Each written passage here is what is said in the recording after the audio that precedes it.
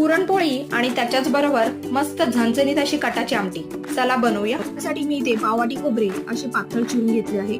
एक अख्खा लसणाचा काटा घेऊन तो देखील सोलून घेतला आहे. लसूण भरपूर घालायचा, त्यामुळे आमटी छान चविष्ट होते.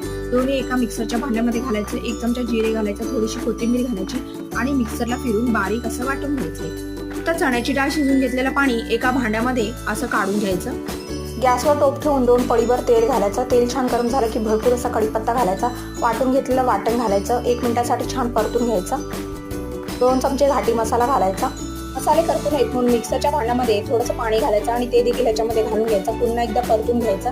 बघू शकता मसाल्याला छान तेल सुटायला सुरुवात झाली. 1 चमचा लाल तिखट घालायचं, त्यामुळे कटाला रंग छान येतो. 1 चमचा पुरण घालायचं. जे वेवणीचं पाणी आपण बाजूला काढून ठेवलं ते सर्व घालून घ्यायचं. तुम्हाला आमटी कशी हवे त्यानुसार पाणी वाढवू शकता.